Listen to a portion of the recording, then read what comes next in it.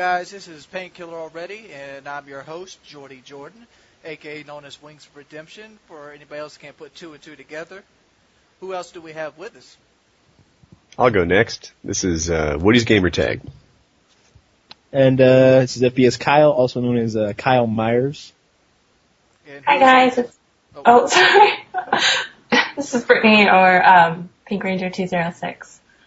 All right, let's get this out the way. I want to thank everybody who contributed to make Painkiller already happen, and I also want to go ahead and give a shout-out to the top two bidders.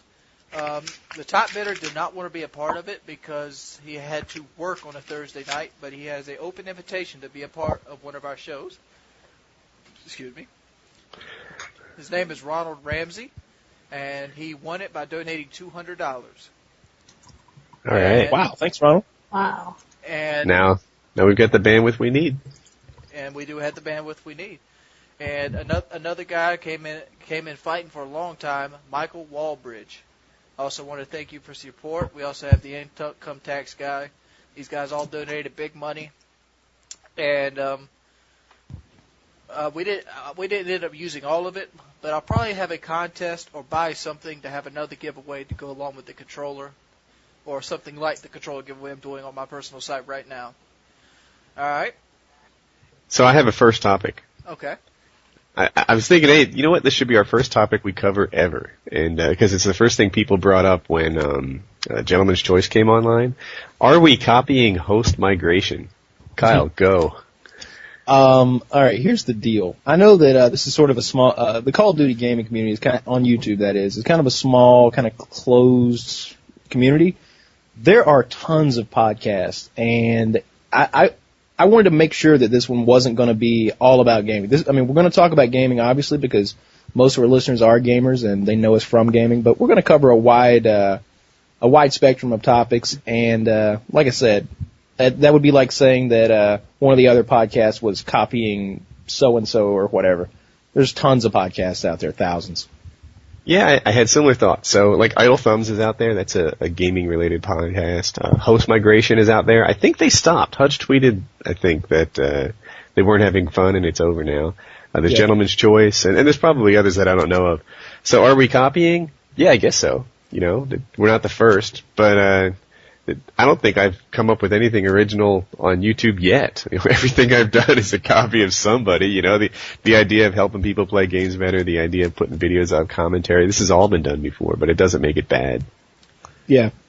I'm gonna say this: the music and movie industry right now is based on copying one another. So. Oh my God! How many remakes are we gonna see? They're making a Wolfman movie. Like, oh, I've never seen one of those before. Oh, they've already made a Wolfman movie. They've made hundreds of Wolf. All right. You can't top Teen Wolf. That needs to end the genre. Let me just say this. How many movies have you seen where the mother and daughter switch bodies? Oh my gosh. I don't know. Think about that. I've seen Go ahead, Brittany. I can keep cutting Brittany off.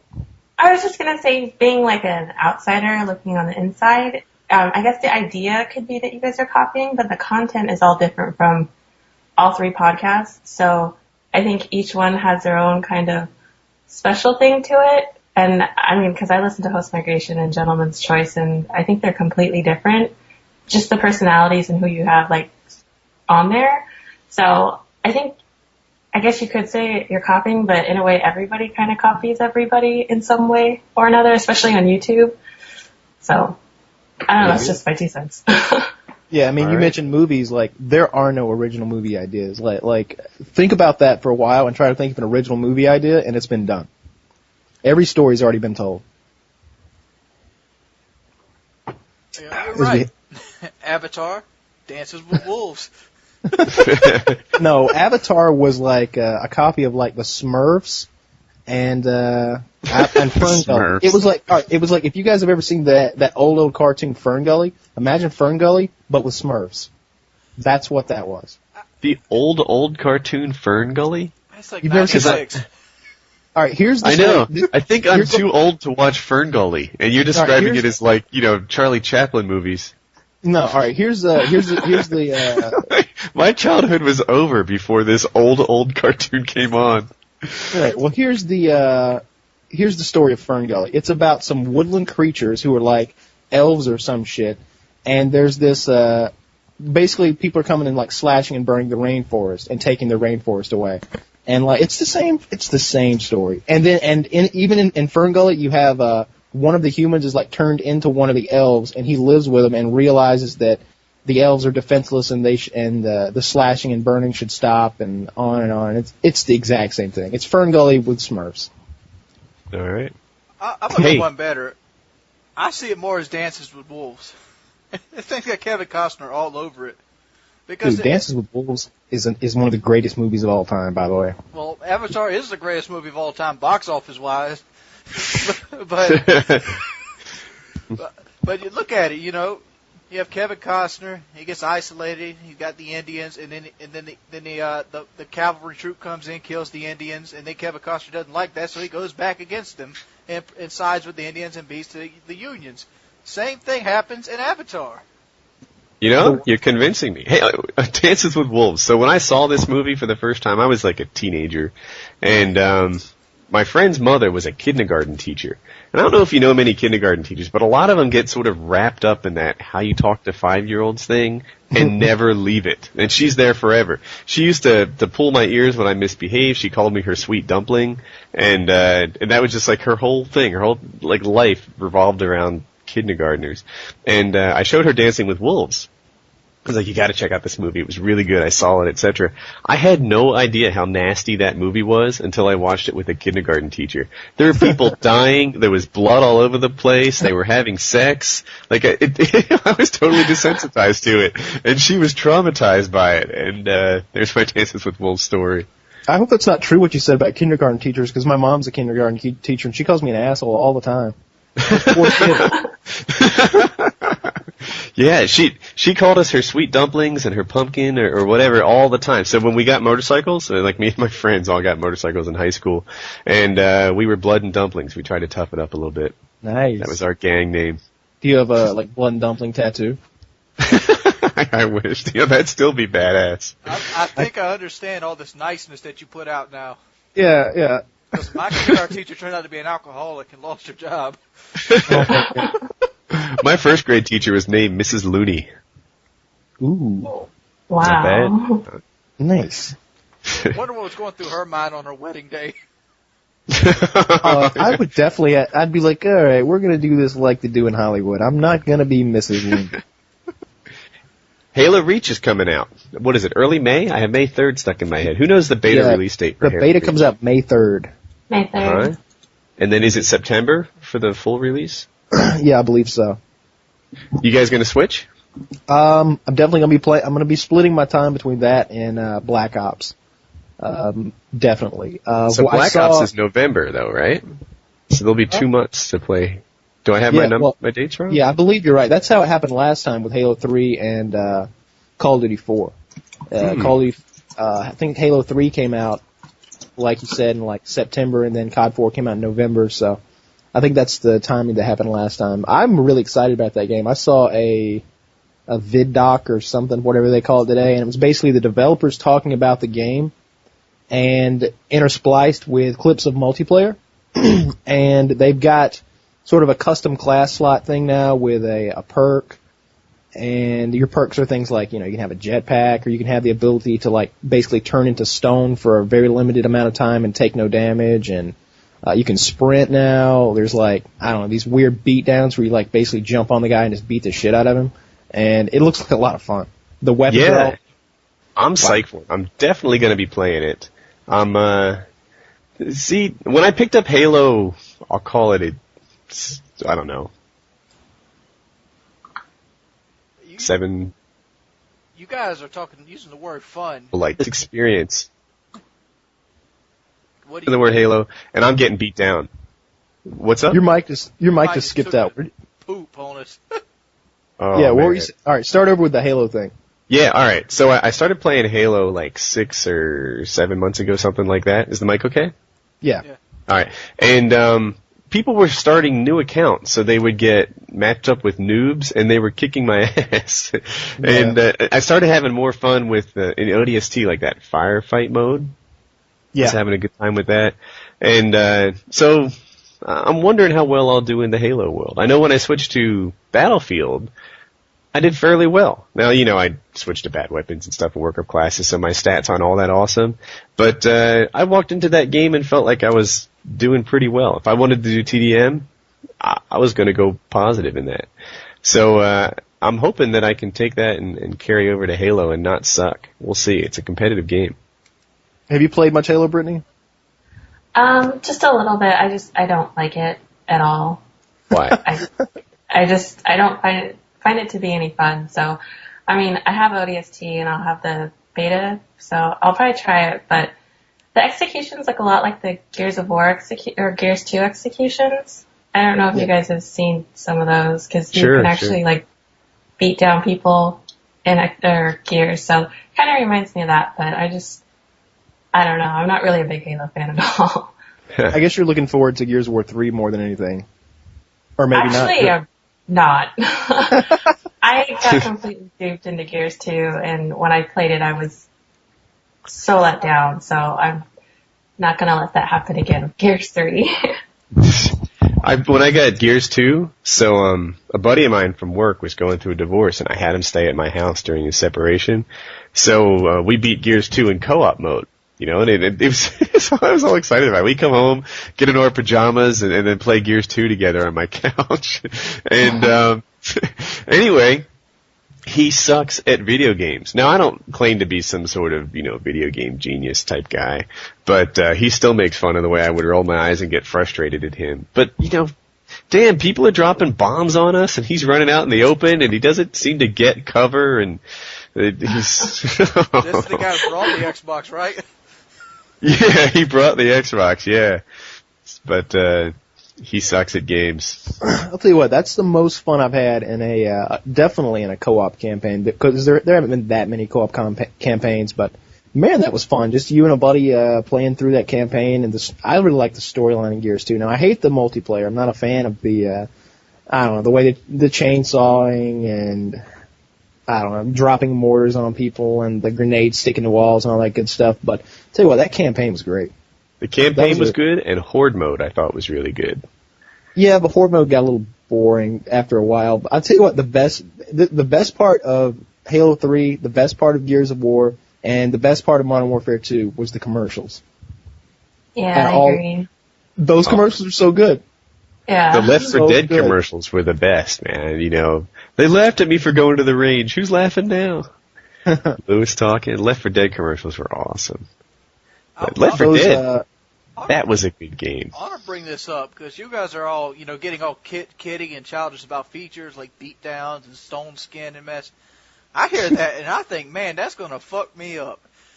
I mean, to be honest with you, I can see myself getting mad because I watched somebody the other day put 4 bursts into a guy in his face and he still, kept kicking.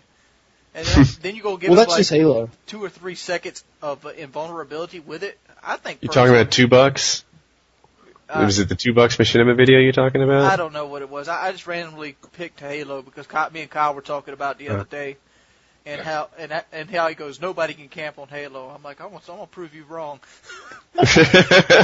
You cannot camp in Halo. And all right, here's the if you're only using your weapon, yeah, it does take a long time to kill people, but the thing is that promotes people who have learned the tricks of the trade and know how to toss a grenade at somebody's feet and time it perfectly right and then one burst them in the head with a battle rifle.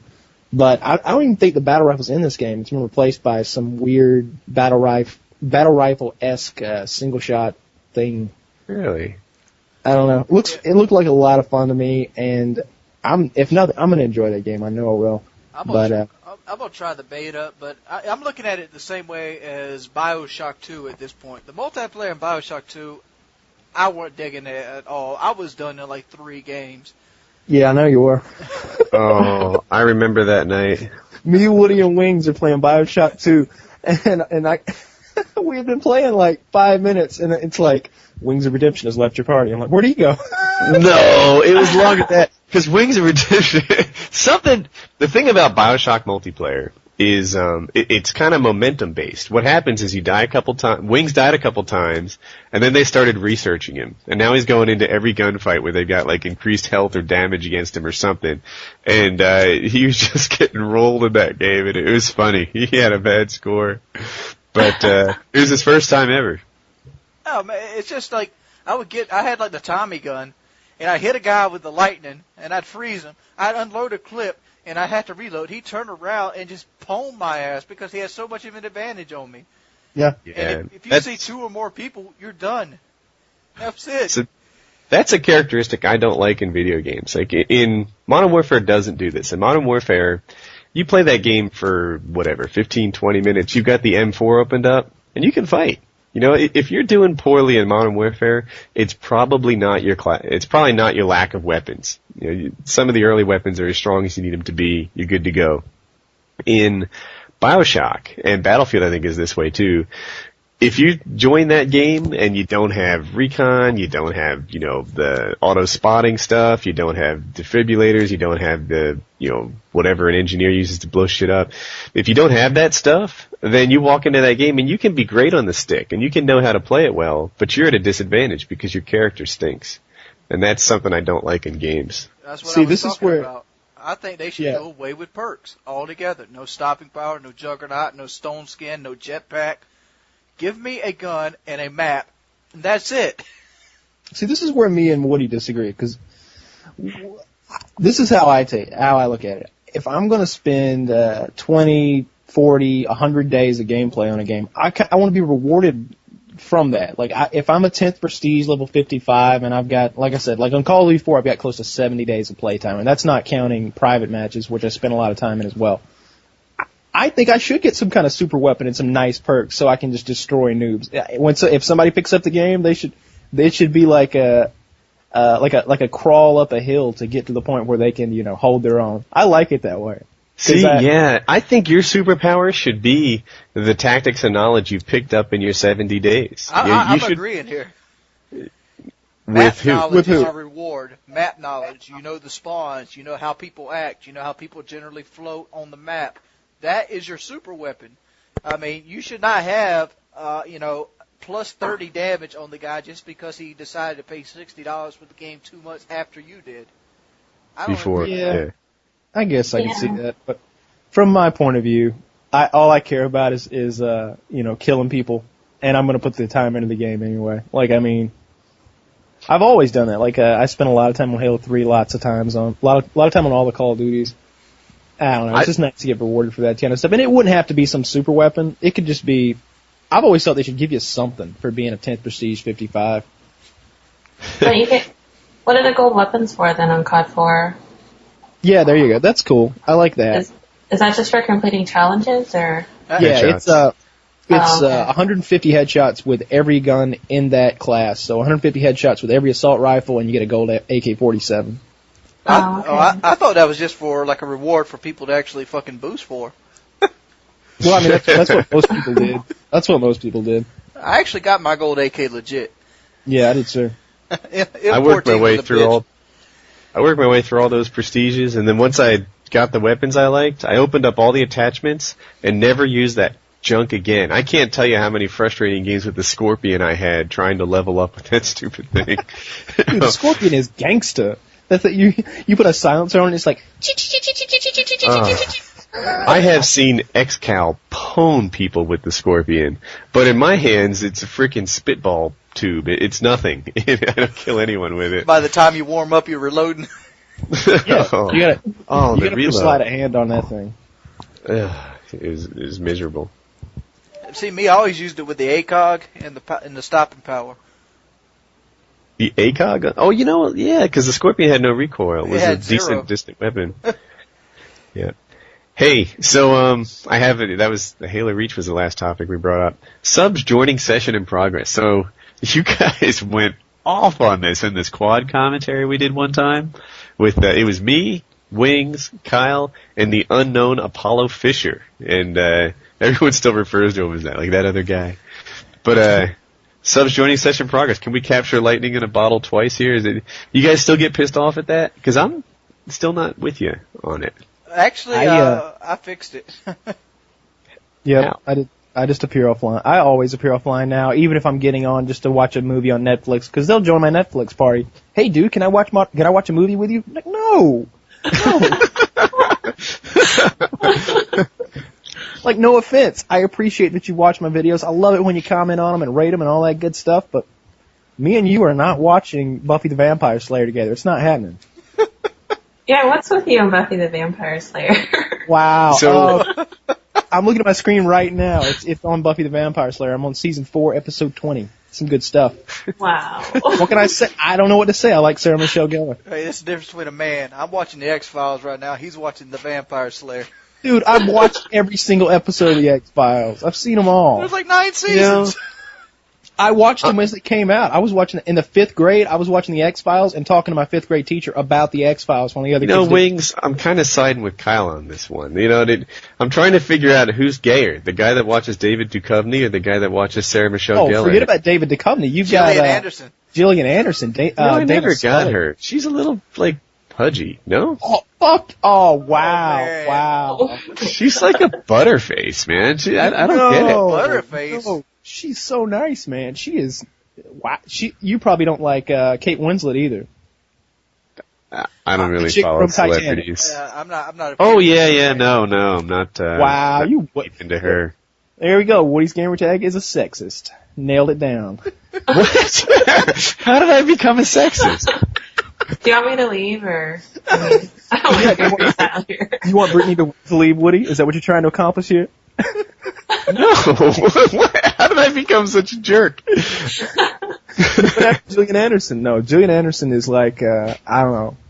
I would, anyway, yeah, so I've been watching. Let's hear the who's tattooed chick on, what's the show with Jamie and Adam? Mythbusters. Oh, yeah. Yeah, the redhead? No, the one with the tattoos. She's tall and thinner than the one the blonde. Yeah. See, I don't like the blonde. I like the redhead. You're doing it wrong. Dude, there was one episode where they tried to see how many balloons could lift a child, or how many balloons it would take to lift a person. Did you see this one? A hot air balloon? Yeah, I did. No, not a hot air balloon. They used 3,000 helium-filled balloons. And they finally managed to lift a person, but then when it was done, they had 3,000 balloons to pop. So all the boring people had a little razor blade, and they just pop, pop, pop, pop, pop. And then my chick comes along, and apparently she used to work at a circus. So she fills her mouth with some sort of flammable liquid, holds a match in front, and blows fire. And she's taking out 30 balloons at a time, and it was badass. No, let's segue into this. Who is the hottest girl in movies? Brittany? Oh, Brittany's gonna. Brittany, you go first. I think Scarlett Johansson is pretty hot, but she has a really nice rack, so I like her. Played. Well played. I don't like her lips. I'll let Woody go. I'm thinking. I'm thinking too. I'm struggling here. That the Transformer chick is in my head, but she has weird thumbs, and I don't know. She's just not doing it for me. All right. Present day. You can go back in time. Yeah, that's what Megan Fox? All right, this is that who you're talking about? Yes. He's talking about Megan Fox. Okay. If you can go back in time, I'll take a early 90s Jennifer Aniston. Something about her was just... I'm liking where Woody's heading. No. Yeah, so I think it's my nature to kind of pair up and bond. And, when I look at a Megan Fox, I'm thinking I wouldn't marry that chick. She's just not my girl. But a Jennifer Aniston, she has this, quality about her that makes you think you could get along with her if you saw her, all the time. All right, I'm kind of a nerd, so I'm going to go through mine. Let's see. I like, and this, most people aren't going to understand this because you guys are younger. All right, Kirstie Alley, back in the day on Star Trek. If you guys ever saw the Star Trek movie with Kirstie Alley, before she weighed 250 pounds, she's hot as hell. Yeah. Plus, she's got the Vulcan ears on, which is that bumps it up another notch. Okay. Then these are my top 3, and these are super nerdy fantasy women. Then it would go to Jerry Ryan, who played on another Star Trek. This is how big of a nerd I am. Star Trek Voyager. She was the chick that was like half machine or half Borg if you watch Star Trek, and she had that metal thing over her eyebrow, and she wore she wore this skin tight one piece suit all the time. Awesome. And then I would go with what's her name from Lord of the Rings? What's Steven Tyler's daughter? Really? Liv Tyler with the elf ears on. Once again with the pointy ears. Any chicks out there with pointy ears, let me know. Liv Tyler in that movie. And that movie alone. So how does Legolas from Lord of the Rings rank for you? I'm not answering that. See, Kyle's a nerd. I'm going to look even worse. Number one, Linda Blair. Oh. That's interesting. Now, do you like her when she's possessed by Satan or before or after? I liked her when she's in, like, Exorcist 2, Chill Out. She was in The Spartans. That is a sexy woman, Linda Blair. Ooh. Number two would be Adrienne Barbeau. I don't know who that is. She generally played in the John Carpenter movies, like in Escape from New York. She gets killed at the landmine at the end. She was the radio host in The Fog. Oh, yeah. All right. Let me just say this. When I watched Escape from New York and I saw her, I actually had to look her up on the internet because she was so hot. There's some nude photos of her if anybody wants to see them. I'm going now. Oh, God. And number three would be Meg Ryan. Is that before her lip job? Or? Yeah. Old school Meg Ryan is, she falls into the Jennifer Aniston category for me, like someone that you could bond with. If you notice, all three of mine are real homely looking women. I mean, they're not like... Homely? Well, the Escape from New York chick's not. Yeah, she is homely. What's her name again? Doesn't homely mean ugly? No, homely does not mean ugly. It means like, she looks like she could be like a World War II housewife. She has the housewife kind of look. Like she's not like highfalutin. You're right. It means characteristic of an ordinary home, unpretentious. He looked it up. Wings wants a chick that'll go hunting with him, and she'll be handing him ammo. Okay? He doesn't want to be messing around. Lacking in physical beauty or proportion, a homely child. I might be onto something here. I want the girl that could take apart an M14 with the blindfold. Isn't she like 8 years old? That girl. Yeah, all right, let me just say this. Demi Moore is awesome. All right, Brittany, go. I don't choose. You can choose guys or girls. Who's your celebrity cast here? I have to have more? The guy, I can't think of his name right now, but Chris Evans. I think he's hot. He's going to be Captain America, I think, or something like that. There's some new movie coming out next year. He's going to be in some Marvel movie, I think. He was in Fantastic Four. He was the fire guy. Yeah, I know that guy. He's in Nanny Diaries. Yeah. I don't know who Chris Evans is. Good looking guy, bad hair. What? He like buzz cut in all these pictures. I'm Googling him. Oh, he's in some new movie coming out. The Losers, I think. You guys are talking about Captain America. You know who I'm thinking about? I'm thinking about Reb Brown. And I just, my geekometer just went through the roof. Oh, I don't know who that is. You don't know who Reb Brown is? No. Oh my God.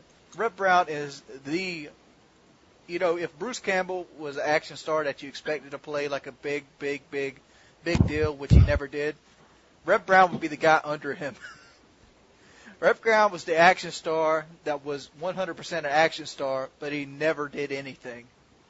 He was in like Thor, Hunter of the Future. He played Captain America in the Captain America movies. He played the lead of Space Mutiny, Mercenary Fighters, Commando. He was in The Howling 2, The Sword and the Sorcerer. I'm a big Reb Brown fan. Okay, so he's a B-movie type guy. Yeah. Okay. I have a whole new topic. So who are you guys pulling for the next Premiere Machinima Director? Brittany, go first. What? Who are our choices? So, Isn't it like, yeah. There's only like 2 choices. Well, no, there's like, I know Next Gen Tactics, Only Use Me Blade, XCal, and Tabe. And Tave's are running all away picks. with it. Yeah, I'm not predicting who's going to win. I'm predicting, not asking who you'd want to win. Different things. I want Junkyard. Junkyard. Yeah. I think Excalisaur's has this is just my honest opinion. I think Excalisaur's has if not the best, he's top 3 as far as gameplay, as skill in his gameplays. And he's definitely also top 1 or 2 or 3 in his commentary. So I can't see why anyone who knows what they're talking about and is looking for actually learning something and having a good laugh at the same time would choose Excalisaur's, I think. Let me counterpoint this. I don't think XCal would actually use it to its full potential. I know. Yeah, he doesn't. It doesn't seem like he uploads a ton of videos, and that's the only thing that's a drawback for him. If he uploaded half as many videos as Tabe does, but I mean, just for my money, like I'd rather watch one Excalisaur's video than 3 or 4 of just I'm not gonna whatever. I love his videos. When I see him, that's one of those that I'm like, oh, gotta see this. He's gonna run through 9 guys with one clip of the spaz. I gotta see this. He does. That guy's ridiculous. Yeah, he's very good. Is my mic working at the moment? Yeah, it's working. Yeah. Yeah, all right. Because yours is going in and out for me, but I think it was just my side. Anyway, XCat. When I look at the people who are up there, and I think, whose video do I really want to click on, right? If I see a guy's name pop up, it's probably XCal. But I like Only Use Me Blade a lot. I like Next Gen Tactics, but I've gotten into their like gun shop and is it Spider's Den or Spider's Web videos even more than their gameplay videos lately. I'd probably pick XCal. He's one of my favorites. How about you, Brittany? I'm going to agree with what you said on XCal. I do like watching Tabe's videos just because I like listening to him. I don't necessarily watch the gameplay. I just like his commentary.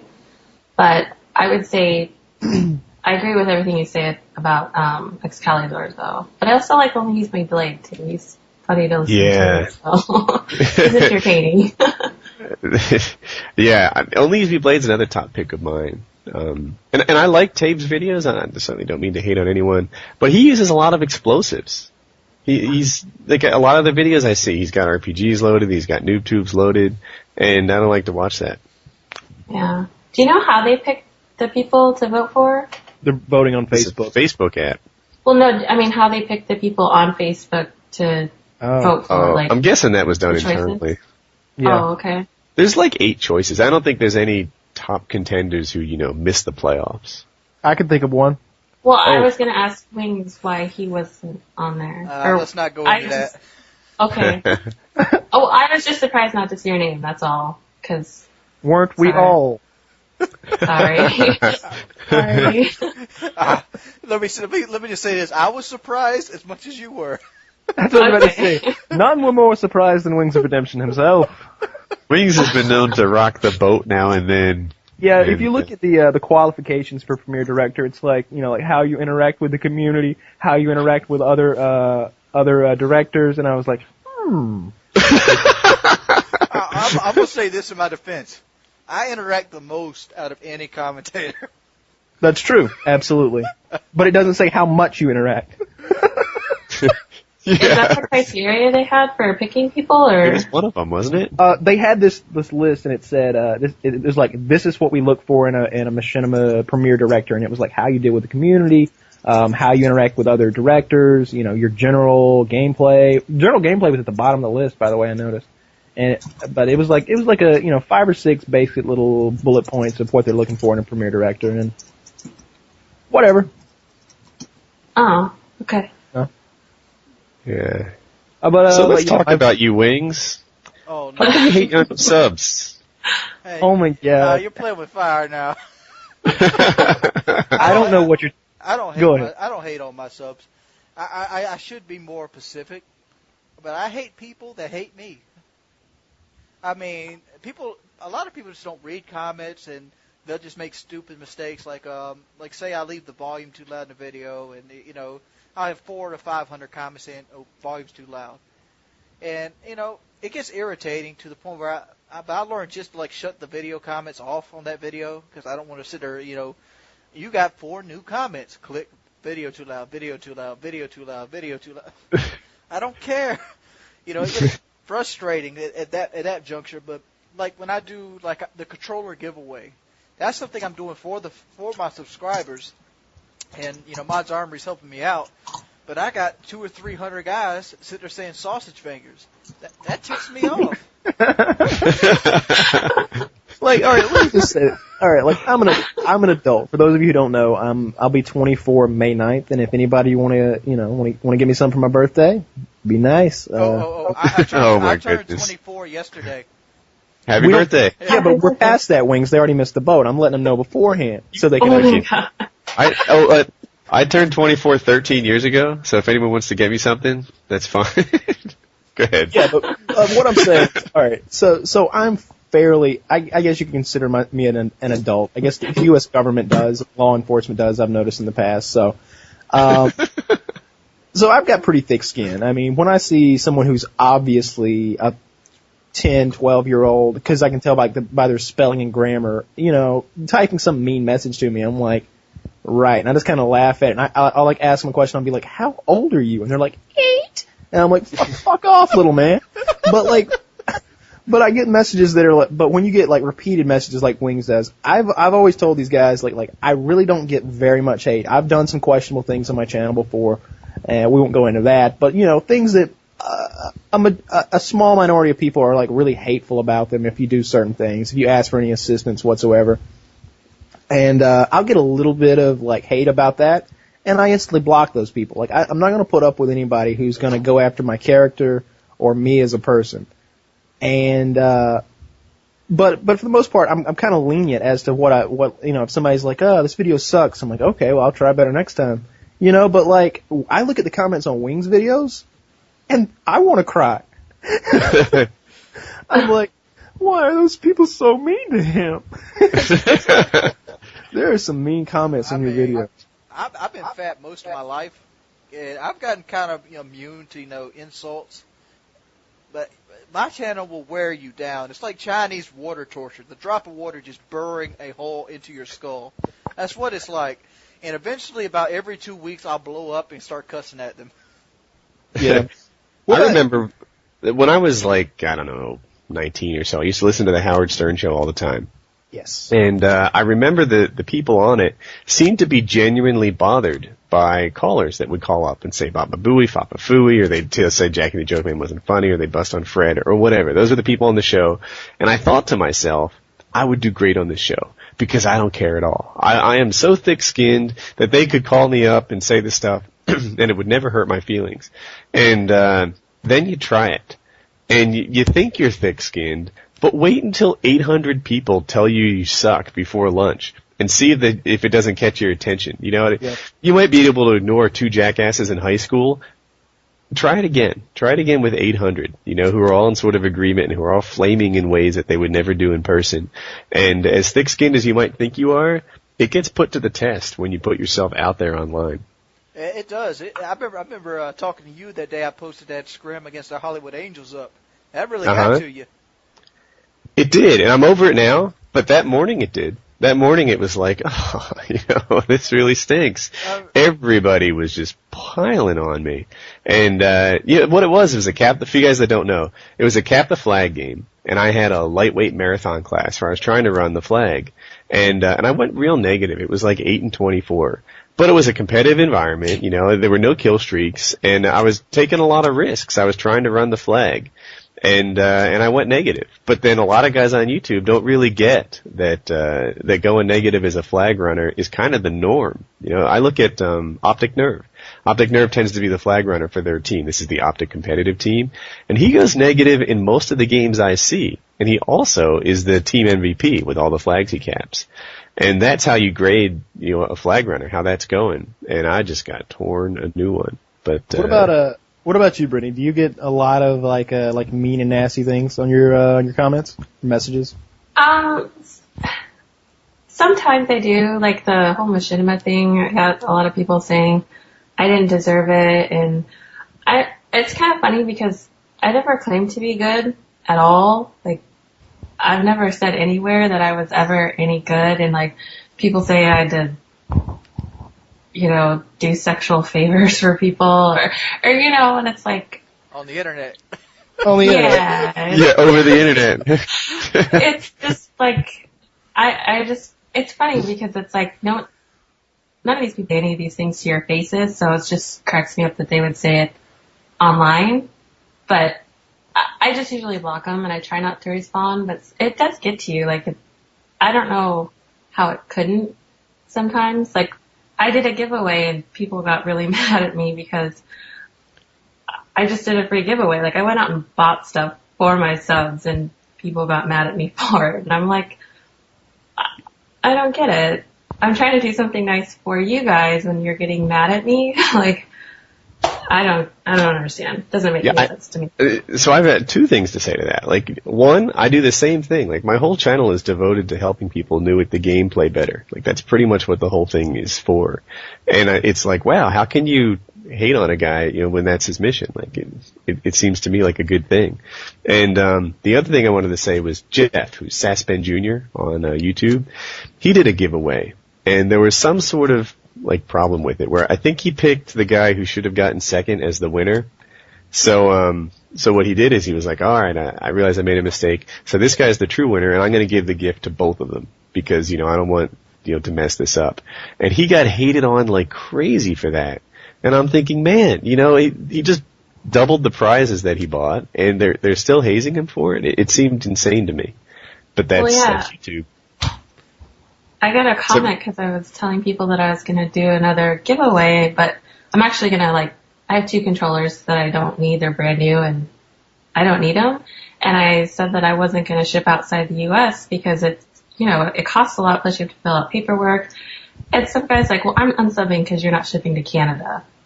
I'm like, are you, really? Bye. When they say that, it's like, when they say that, it's like, well, you weren't. Yeah, it's like you weren't much of a subscriber anyway. Then, if all it takes for you to never want to watch any of my videos or hear my voice again is the fact that I'm not willing to take the controller that I bought with my own money and ship it to you for an extra $20 on top of that, then bye. I don't need you. Yeah, I know. This is Kyle's superpower. Kyle is not bothered by his subs. No, trust me, I've gotten mean messages before. I'm trying to think. I posted a picture. Some guy said one time, he's like, you're bad at the game, your commentary sucks, you fucking redneck, and you're probably ugly. And for some reason that bothered me. I was like, I'm not ugly. I was like, I'll post a fucking picture. I'll send you a picture. He's like, you would send me a picture, faggot. I'm like, God damn it. He's counting my every move. He's like a Mortal Kombat master. I can't do anything with him. That pissed me off to no end. The people that are like me, that big of a douche, we should start some kind of an alliance together and have them blocked on every single YouTube channel, because those are the people who are subscribed to all of us. They're subscribed to Hutch and Tabe and me and Jordy and Woody and Brittany. They're you look at their subscription box and it's 40 YouTubers. I want all those YouTubers together and send a mass message out. All right, his name is Jimmy174, block him. And the next day Jimmy gets online, he has no subscriptions. He's like, what the fuck? Dude, we could totally put together an alliance like that. I wonder if that would perform if they knew that the law was out there on YouTube now, dude, don't mess with Kyle, because, you might have something with Kyle, but you're gonna lose Wings, you're gonna lose Woody, you're gonna lose X-Kyle, you're gonna lose Pyro, you're gonna use Blade, you're gonna lose everyone you love. So think twice. Here's the problem with that, though. Uh-huh. Wings is going to send us his list of people to block, and in about 2 weeks we won't have any subscribers. I'm 7,000 deep right now. If I blocked everybody who said a bad word about Wings, and for a while I did, I go to his channel and anybody that said shit, I'm like, all right, you blocked on my channel too. And I was blocking him, and I'm like, if I keep this up, my sub count's going to start going down. I don't have many blocks. I probably have about 40. And I think half of those are for saying crap about Wings. And it's usually totally uncalled for. I'll do a charity drive, and they're like, this is the reason you're so much better than Wings. I'm like, what did Wings do? Leave him alone. Here's your block. Enjoy. Everybody's so mad at Wings, and if you ask half of them why, they don't even know. Bandwagon. They don't even know why everyone hates this guy so much. And sometimes they'll like say something that's like completely random. They're like, he hates Hutch. I'm like, no, he doesn't. He said he did. Like, when? He didn't say he hated anybody. Like, they don't even know what the fuck they're talking about. Agreed. One thing that's fun to do is go to their channel and look at their recent history. So I had a guy, he hated on me, I think for sucking at the game. All right.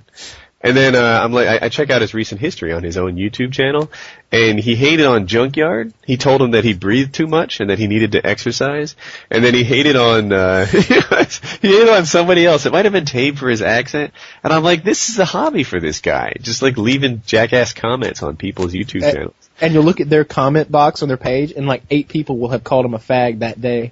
You're like, nobody likes you, dude. Yeah, enjoy your block. So I like to leave the enjoy your block reply to people, just as a warning to other haters. I do the same thing. I love that new comment thing where push your comments at the top of the page. It'll be like 8 blocks in a row on mine sometimes. Like a trophy. It's like Dexter takes blood slides. I take block invocations. Oh my god. Yeah, I'm like Hitler when it comes to blocking people. I rule with an iron fist. I don't mess around. If they step out of line with something, they're gone. I had a guy. This is my most recent block. Before we change topics, if you guys are interested, he left on one of my videos 9 different times saying, "Hey, I make Modern Warfare 2 videos also. Yep. Come check out my channel." 9 times he left the same comment. It's like a paragraph long. He used all the characters on one of my videos. One video, 9 times. So I was like, "All right, your spam is too much. Enjoy your block." And then he starts a new YouTube account and demands an apology from me. I'm like, it was my charity video. It was that March of Dimes drive, and he's spamming that thing with self-promotion material, and he needs an apology from me. I'm too much of a softie, though. I unblocked him. What? Wow. Yeah, I did too. I was like, you're not going to get an apology. This is what you did wrong. But if you agree not to do it anymore, then I can unblock you. And he did. And that's how it worked out. Does that actually work though? When people put that on your comments, come check out my channel, because I see that a lot on everybody's.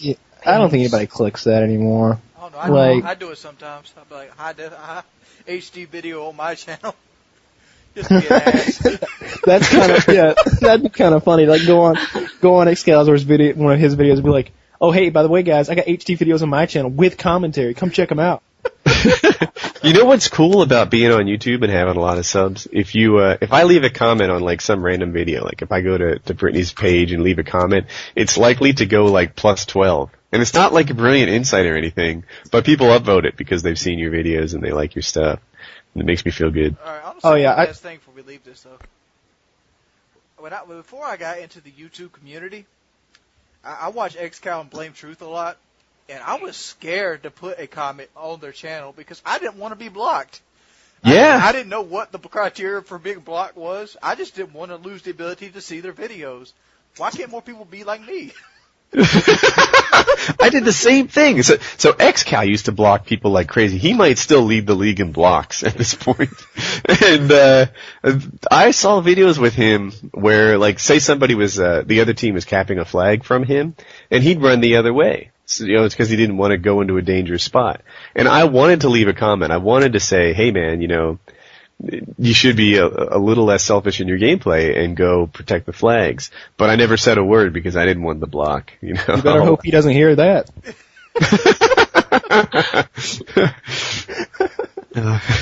People send me that message sometimes. They'll be like, "I would say something, but I don't want to get blocked." My last video, and I blocked him anyway. I was like, I just posted a headquarters video, and I got the most headquarters captured accolade. And I still had half a dozen people tell me I didn't play the objective. It's like, really? What do you want? Do I have to get most headquarters captured and most headquarters destroyed to play the objective in your mind? Don't feel bad, Woody. I had a 7-man clutch on a free-for-all within a 30-second period, and I got called a camper. That was Terminal, right? Yeah. Yeah, I know that one. I know people call you a camper. I I'm sorry I don't stand out in the middle of the terminal reloading my gun. I don't know. All right. Hey, so Battlefield 2, Bad Company 2, I mean to say. You guys still playing it? No. What are you talking about, Wings? I saw you playing it today. I did play it today. You're right. I played it for like 10 minutes. I got on Island of Innocence, and I got raped by 13 million snipers. I kindly took the disc out and put Modern Warfare 2 back in. Huh. Well, that's like taking a step backwards, though. In the frustration realm, it is. Yep. My favorite part about Bad Company. Your mic cut out. Your mic cut out. Too.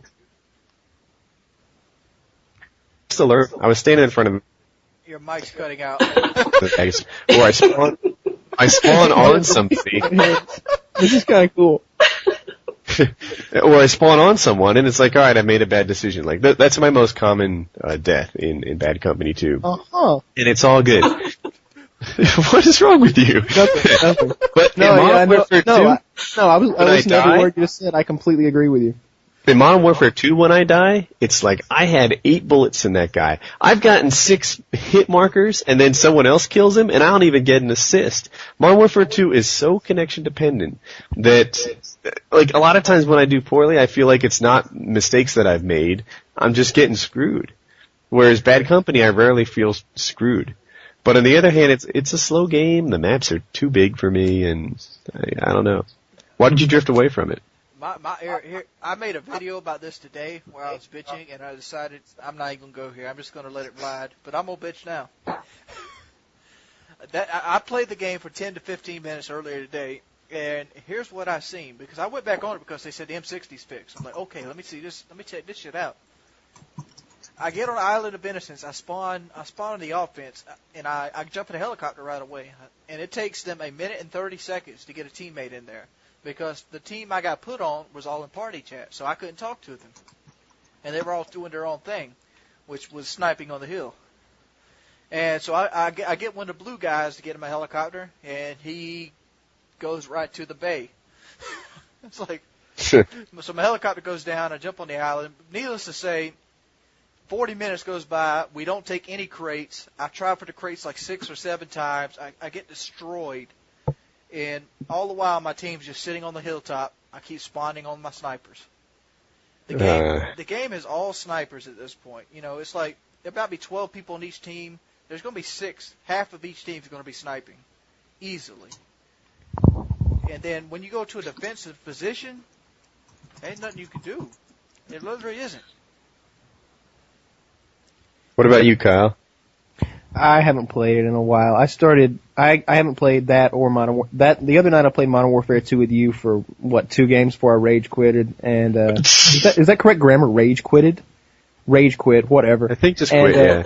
Yeah, and I haven't played Modern Warfare 2 or Battlefield Bad Company in weeks. I play mostly now. It's Call of Duty 4 and World at War, and I'm enjoying the hell out of it. See, I was playing with Woody the other night, and I found I can't stand playing anything but Team Deathmatch Free-For-All. I hate objectives now. I don't want to go after anything. I just want to kill people. What do you mean now? I mean, when I started, I used to love being able to pick people off flags and shit and getting 60, 70 kills. I don't want to do none of that now. I just want to go around, get my kill streaks once, and win the game. That's all I want to do. I like the objectives. You know, so one thing that happened to me is I went into that lobby, and it turned my KD into something that's not real. I think it's in the high 60s or something, right? It doesn't represent any kind of KD I've earned. And it's freed me up to play the game any way I want. If I go to Demolition, I will rush. I don't care about my KD. I'll stand in the hottest spots on the map all the time, and it's changed Modern Warfare for me. It's a little cooler to not care about my KD. I hope I can do it on Black Ops. See, here's the other thing for me. I could have, 300 KDR, some glitched out number, and right. I would still have to do well because so many people recognize me in lobbies now. There isn't a lobby I can go into nowadays that somebody's like, "Are you Wings of Redemption?" And I'm like, "No, he has a PS3 or something like that." Because if I do bad, they're gonna be like, "I knew you were fake." It's like, I mean, Lord forbid I have a bad game. I hear you. I don't. Yeah, I don't care, really. I'll have a bad game, I don't mind. And also, there are other times where it's like, okay, I may have a low score here, but I know I had critical kills. I know in my heart that, that bomb would have been defused if I hadn't sat on it and, done my Lord of the Rings thou shalt not pass routine and just, killed anyone who came by. So, yeah, I didn't have an insane KD, but I was in the hot spot. I had critical kills, and I'm fine with that. All right, let's switch it over now. I was going to say, completely off topic, you mentioned the Lord of the Rings, Thou Shalt Not Pass, and I got to say, that's my favorite movie of all time, if you count all three. What is you guys' favorite movie? This is completely out of nowhere off topic, but I gotta know. My favorite movie of all time. Give me a second to think. Brittany, go first. I have two. I have Office Space and Super Troopers. Super Troopers. Office Yeah. Space is definitely a good one. Office Space. I'm a good with Office Space. That's a cool ass movie. But Super Troopers? Oh my! I love that movie. You know what the best part of Office Space is? Which The part? slow motion when it's like, damn, it feels good to be a gangster. I mean, one that you don't really know. That part right there, that is awesome. Office Space ruins me. Like, it takes me out of my, self-induced coma and opens my eyes to how ridiculous. My life is very much like those people in the show. And, doing your TPS reports. Oh, my lord. TPS reports, the cube farm. I dream of taking, a nice freaking cordless screwdriver and dropping the wall on my cube and just, just Stretch out. I swear I'm not the employee I can be for a week after I watch that film because it just enlightens me. See, I have a completely different take on being the employee you can be. Oh my God. You be the employee you can be when there's a job you can bid for, and then you go back to the bare minimum after that. There you go. You work the bare minimum, so when they need somebody to excel, that's when you step your game up. Because if you go to the top of your game right away, there's nowhere you can go to impress them. Career advice from Wings of Redemption. That's a great one. No, but Wings, what's your favorite movie though, Wings? Oh, my favorite movie of all time. This is a hard question for me. It is a hard question because now I want to say that it's The Unforgiven or maybe The Departed. I don't know. See, mine's going to be something off the wall.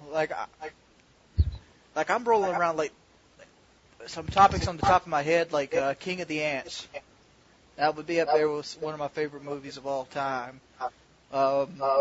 Then I got childhood movies movies I have lots of fond memories of, like Homeward Bound, The Incredible Journey, which I probably wouldn't like now, but I remember watching it a million times when I was a kid. Yeah, I watch it now and I'm like, that's fucking Michael J. Fox. That ain't a dog. But I'm gonna have to go with Death Wish. Oh yeah, and that's the thing about this is how I'll go with this because I said it's in my opinion, it's the whole trilogy. I'm gonna count the whole Lord of the Rings trilogy as one. It's one story, so that's what I'm going with. I'm going the Death Wish thing. Death Wish is one story as well. It's the story of one of the greatest badasses of all time. God knows how many men Charlie Bronson has taken down in his day. I mean, I love that kind of movie. Like Death Sentence was one of my favorite movies of the 2000 era. I love movies that are raw and gritty and don't have a lot of CGI. If a movie has way too much CGI, I don't even want to watch it, to be honest. So I'm going to come at this from another direction. I'm impressed when a movie makes me feel something. If it moves my emotions, then that movie's done something for me. And it doesn't even have to be a positive thing. The movie I have in my head right now is Indecent Proposal. Did you guys see that with Demi Moore and Woody Harrelson? Yeah, Robert Redford? Yeah. So for whatever movie, not that I've had this experience, I haven't, but it struck me as tragic the way that thing unfolded. And at the end, they paint it as a happy ending where the two get back together. But it wasn't happy to me. It was your relationship, the bond that you used to have is forever tainted by this experience where she chose some other guy over you. And so I'm going to list that, even though it's hard for me to watch a film like that, it hurt my feelings. And, for that, I am impressed. It's a cool movie. And then on the opposite end of go ahead, were you going to say something? No, go ahead and finish. And on the opposite end of the spectrum is it Revenge of the Titans, the football movie from Disney? Return of the Titans. Yeah. Return of the Titans was a similar type thing. That movie, brings a tear to my eye when they win that thing, and I love victory films, man, and that was fun for me to watch. So those are two in my head right now. I want to add another one on the table right now, The Green Mile. Oh, yeah, man. And that's another one. This kind of feeds into what I was going to bring up. You're talking about movies that touch you. And I watched Brothers the other night. And it's that movie with Jake Gyllenhaal and the kid from Spider-Man. And and what's the chick's name? Natalie Portman. Yeah, Natalie Portman. I watched that the other night. And there was like 3 or 4 different points in that movie where I started crying. I'm not going to lie. That was a fucking touching movie. That shit, like... I guess it turns out all right at the end, but like the stuff that's a great movie. Right. That's what was the last movie y'all watched to this day that made you cry? I cry in a lot of movies. Whenever somebody wins. The last one, like if you cried last night, what was the last movie that got you? Mine was Brothers because I watched that like 2 nights ago and I cried. I'm not gonna lie. All right. What Brittany? I think Marley and Me. That's was that the one with the dog? Yeah. It's really sad. Woody? I'm struggling here to think of the last movie that made me cry. But that doesn't mean it was a long time ago. I cry fucking movies all the time. Woody cries sometimes when he watches a Hutch video, okay? So. Woody was in tears when Hutch was breaking up with his girlfriend. I felt really bad. I'm not gonna lie. He puts himself out there. Is this mic coming out again? And I swear, I felt... Oh, my mic is going bad? Yeah. Is it okay right now? Start over with your feelings. I'm sorry. I wish I could resolve this. But so Hutch puts himself out there on YouTube a lot and really shares things in his life that most of the other YouTube commentators don't. And I swear, I felt like I rode those highs and lows along with him. When he was having trouble with his ex-girlfriend, I really felt for him. It was sad. Those two had been together for a long time. Their bond was deep, and then it was broken, and that was rough. And then he had this career win. The move to Machinima is not just now he gets paid to do YouTube things. It's bigger than that. It's now he's working as a kind of director. Now he has a career path. Now he's learning a skill that's going to make him employable to other people. He has gone from, a waiter, which is a fine, respectable job, to a professional of some sorts. And it opened a door for him that's more than just, health insurance. That's exactly what I was going to say. What he's doing now is opening doors for him that to entertainment jobs. I mean, I watched his update today with Sark. Fucking hilarious, man. Like, he could easily be on some kind of, like, entertainment show or something like that. I don't know. It's really funny. Yeah, he does. He was born for that job, and it prepares him for next jobs. And I felt, the same. I swear, I think I felt the roller coaster with him, where he went through this hard time, then he had this great time, and I'm really happy that it worked out for him like it has. Yeah, Hutch, if you're out there, Woody cries when he watches your video. Let's see. The last movie I watched that made me cry was Edge of Darkness. Edge of Darkness. Is that the one with Kevin Bacon? Oh, that one, yeah. I didn't watch that yet. Oh man, I mean, it probably won't make a regular person cry, but it just you have so much feeling invested into his daughter's character, and just to see how he goes through it and see how he deals with it, you actually can feel like you've lost a kid in that movie. Because Mel Gibson, despite. Like, everybody goes off because he had some, like, anti-Semitic remarks, and he called the female cop sugar tits and stuff like that. Like, what female cop doesn't have a sense of humor that when Mel Gibson is drunk and calls you sugar tits, you can't laugh it off? I mean, come on. That's funny shit. That's just it's like, oh, Mr. Gibson, you can't be calling me sugar tits. Anyway, when he plays a sad character in the movie, and he does that thing where, like, he starts crying, but he tries not to cry, it looks so legit. Like in that movie Signs, when they're sitting around the table and he's made everybody the meal that they wanted because they know the aliens are coming that night, and he's eating the mashed potatoes and he starts crying. That's awesome. He's such a good actor. He's so good at like I don't know, being sad in a movie. Yeah. I'm looking at my Netflix history. I said I cry at movies all the time. I just couldn't think of any. Dude, here's my Netflix enemy. I cried at Public Enemies. I cried watching Ponyo, Couples Retreat. I cried at Cloudy with a Chance of Meatballs, Inglourious Bastards, Zombieland, The Hangover. I remember all these. District 9. Inglourious Cry at Zombieland. What, did you cry when Bill Murray got shot or something? What the hell? No, at the end when they had the victory, when they succeeded, when they knocked out all. Dude, victory does it for him. Man. Yeah, he got his Twinkie, and they sat there and just he got reunited with the girl who was on top of that carnival ride. That was hot, by the way. So the Lifetime Movie Network might be a channel for you. No, Yeah, I don't cry. They don't have victory, man. I'm more likely to cry when someone wins a football game in a movie than when someone finds their dad or something. It's about the win, baby. I know, this has been spoilers. I'll tell you the part of the movie that got me on Edge of Darkness, because when you asked No, I don't want to hear it. All right, hang on. If you're going to tell it, I don't want to hear it. Okay, you don't want to hear it. I don't either. Edge of Darkness, I'm putting it into Netflix. Okay. All right, let's just go on to something else. We spent way too much on the gaming, and we're probably about an hour and a half in now. And let's talk about some of these pop culture things here. I've got a good one. Go ahead if you got one. I got to get to mine. Well, this right here, this has always struck a point with me.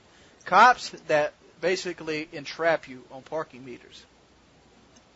You know, the kind of guys that walk down the street and they see you got 2 minutes left and they'll stand there. That's not entrapment. That is entrapment. No, entrapment would be, come park here. Trust me, you'll be fine. Yeah, entrapment would be like if there was no parking meter there, like a free parking space, and as soon as you park, they like stuck one of those fake ones there, like in the cartoons. No. My understanding, I might have entrapment messed up, but like a cop is not allowed to sit outside of a bar to pick drunk drivers off because it's considered entrapment. Really? I don't think so. They're not allowed to do it. As considered entrapment. If you got a cop sitting at on the side of the road in front of a bar when it lets out, you can win that case because that's entrapment. Same thing. If there should be like a grace period, because I've never got a parking ticket here because we don't have parking meters in the South. We don't. But we park in the front yard. Yeah, we park on the field lines. That's what we park on. We hope the septic tank don't fuck up. They don't even know what a septic tank is, dude. But I was watching the Young Turks, and Chink got a $50 ticket because he was 2 minutes over. Because he was trying to get changed to get put in the parking meter, and the guy was sitting there 5 minutes before it went over, and as soon as it clicked, he started writing a ticket. That's fucked up. Oh, that's just the cop being a dick. That's not. Yeah, I would argue that the cop was a little tight there, but it's not entrapment and it's not illegal, and they can also sit outside of bars too. Like that's legal too. How would that be legal? That's what How he would said. it be illegal? Like, a bar is a public place. They can sit outside there and look for you. Just in the same way that they might go to certain areas where people are known to speed. This, like, one of you stand in front of the bar, and everybody walks out as drunk. Public drunk, public drunk, public drunk, public drunk. Here's the way I look at... bring the paddy wagon over.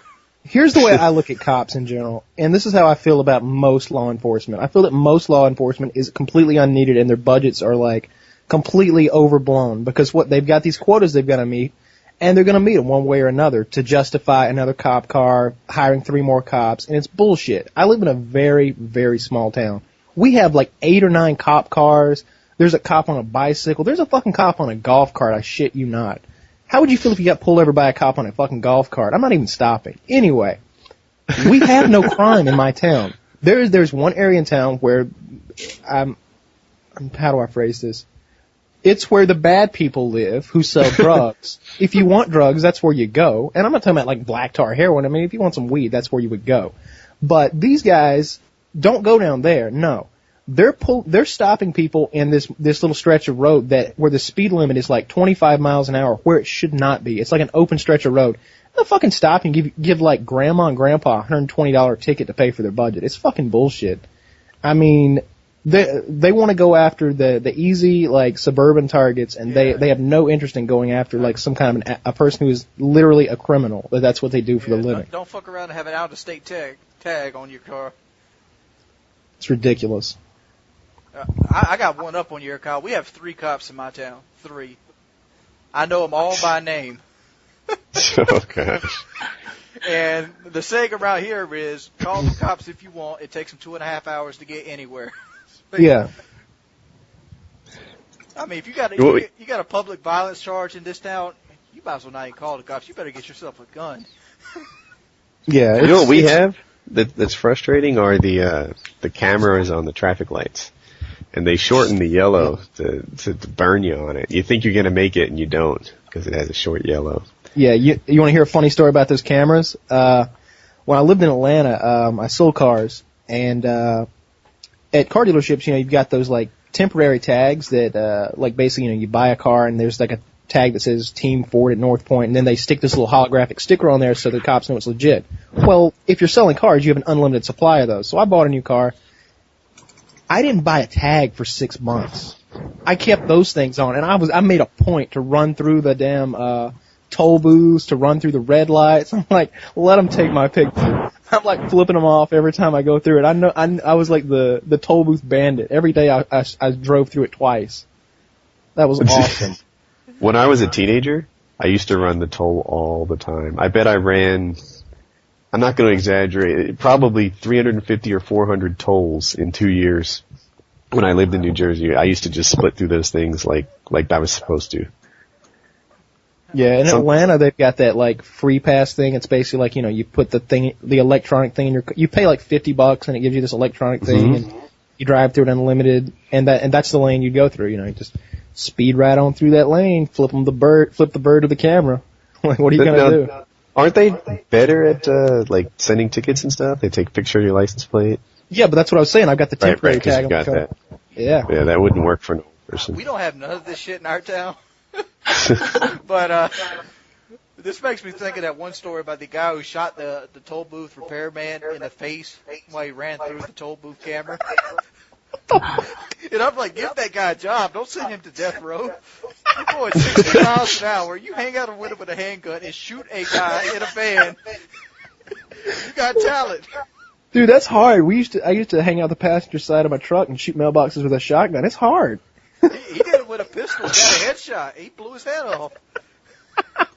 Going 60 miles an hour while driving. He's shot through the window. They need to make him a cop. He could stop all those high-speed chases in L.A. I mean... Brittany, are you a gun person? Do you have guns? I don't have guns, but my uncle is actually a police officer, so... Yeah. I guess, I agree and I disagree to an extent. I've been around enough of them to kind of know a little bit, but, I don't mind guns. Like, I've shot them before and stuff, and they're pretty fun, but, I don't know, I guess I can see both sides of why people like them and why people don't, but I don't mind them at all. Yeah, I remember I saw a really, really cool statistic one time. It was this thing, it said, basically what it said was, in 24 out of the 50 states, you can walk into a store, buy a handgun and a holster, and strap it on, then walk down the street without any licensing whatsoever. And then it says, this may sound crazy until you realize that 80% of the murders are committed in the other 26 states. If everybody's walking around with a pistol on their side, you're not nearly as likely to knock over the 7-Eleven. Yeah, that McDonald's ain't gonna get robbed when Grandma's got her 44 Magnum. Oh, Grandma's got like a 32 or something. Yeah, so I'm in North Carolina. Carolina. I went on an off-roading trip with like 8 friends, and I have a gun in the truck, and I was surprised 100% of us were armed. Like, there's more people here with guns than you might guess, and it's all secret. It's all like on the down low. People don't advertise that they're carrying, but people do. I'm gonna go one step above that. They should let us do open carry, because the fact is, the person that's open carrying is usually not the bad guy. Yeah, exactly. That's what I told them when they arrested me. I was like, what? Wait a minute, did I miss a part of the story? Oh, yeah, I guess you did. All right, here's all right, so I got my carry permit when I was 21, and went ahead and strapped my 9mm on, went to Walmart, My cousin and I both were carrying, had them strapped on our sides, and we're playing Guitar Hero back in the electronics section. Now, given it was 1 a.m, but I mean, what are you gonna do? We're in Georgia. It's 1 a.m. Let's go play some Guitar Hero at Walmart. Anyway, apparently my cousin had slept with the manager's wife at some point. That's a whole other story, but the manager doesn't like us. So he calls the cops, and we're walking away from the electronics section, and I glance behind me, and there's 3 cops. And I'm like, this would be a good chance for me to show them my license. I hope they ask about the guns. And this cop goes, whoa, so whoa, let me interrupt. whoa. Are you open or concealed carrying at this point? Open. It's strapped on my hip like I'm Wyatt Earp. Okay. This guy goes, whoa. What you boys doing with them guns strapped on? And I'm like, I wanted to say the same thing you're doing with a gun strapped on, but, it didn't seem like a good idea at the time. So I was like, we've got permits. We're just playing some Guitar Hero. And at this point, they've kind of surrounded us, and they've already taken Scott's gun away from him and handcuffed him. And I'm like, whoa. What you handcuffing Scott for? So I'm like, so the cop reaches, takes my gun out of my holster, and he looks at it, he's like, he's got one in the chamber, and they all like look at each other and nod like it's a bad thing. I want to be like, don't you have one in the chamber? Like, yeah, right. So if I have to cycle a fucking round, I'm like, so I pull my license out of my wallet, and I'm like reading on the back of the license. It literally has word for word, like copied right out of the Georgia law book. It's basically kind of like the Second Amendment almost. It's like, this right will not be infringed. Like the hand of God came down and wrote it, and it's like so obvious. It says that you can't take the gun to a public gathering. Now, who here thinks Walmart is a fucking public gathering? No, Walmart is a store. Retail, it is a privately owned store, and you can walk in Georgia and in and about half the states. It's about 24, I think. You can strap on a gun if you have a proper licensing. In some states, you don't even need any licensing. And you can walk into a bank, a Walmart, a liquor store, anywhere like that with the gun strapped on. The exception to the rule is bars that get, or I should say businesses that get more than like a certain percentage of their toll from alcohol sales, which basically, like you can go to an Applebee's, which is a bar and grill, but you can't go to a bar. Like parades, political events, for obvious reasons. Things where you buy tickets. Football games, yeah, that sort of thing. And this dumb fucking cop is like, he arrests us. It's 4 a.m. till we get out, and we're sitting there, and like this guy was a cocksucker. This guy was the biggest jerk. We're in there getting fingerprinted and having our pictures taken, and the cop in there is a nice guy, and this douche cop keeps like sticking his head in the room. He's like, these boys ain't giving you no trouble, are they? And he like looks at us like we're fucking hardened criminals. He's like, no, these guys aren't gonna give us any trouble. He comes back later. He's like, won't you boys know? You ain't getting your guns back. And I'm like, fuck, that's a $600 pistol. And he like comes back later, he's like, won't you boys know? You won't be getting them licenses back neither. I'm like, God damn, this guy's a cop. Anyway, we get done with that part of the thing, and we're sitting in the lobby out there. They decided not to put us in the lockup, because my uncle was coming to bail us out. And you can see on this screen, like, what's going on in the back room. And there's like 6 black guys back there, and they're not in cells, they're in like a community area. And they're having a fucking ball back there. They got their shoes taken off, beating the shit out of walls, throwing furniture around. And I'm like, is that where you were going to put us if my uncle wasn't coming? He's like, yep. I'm like, God damn, I'm glad Dwight's on the way. You have to give me my gun back if I'm going in there. Did you have to get your gun back? Yeah. Oh, yeah. I get to the judge, and the judge is just as much a clueless dumbass as the cops were. I didn't get a lawyer because I didn't think I needed one because it was such an obvious mistake on their part. I had to basically open the law book up that he had and read the fucking law to the judge and make him say it out loud, make him read it out loud for the recorder before he would let us go. Because he was just going to like read it silently and then say that we were still guilty. I was like, no, read it out loud so that it's on the record. And once he read it out loud, we got out of it. And I'm not gonna lie, I had like a fucking panic attack when he started talking about giving us a year in jail and a $25,000 fine. I was like, I basically like passed out. Like I turned white. Why didn't you conceal carry? I didn't see any point. Do you now? I don't carry it at all now. Keep it in the truck. Yeah, Scott does. Scott sticks it in his belt buckle. He just like sticks it in the front of his pants. My concealed carry license seems to be a lot different than yours, Kyle.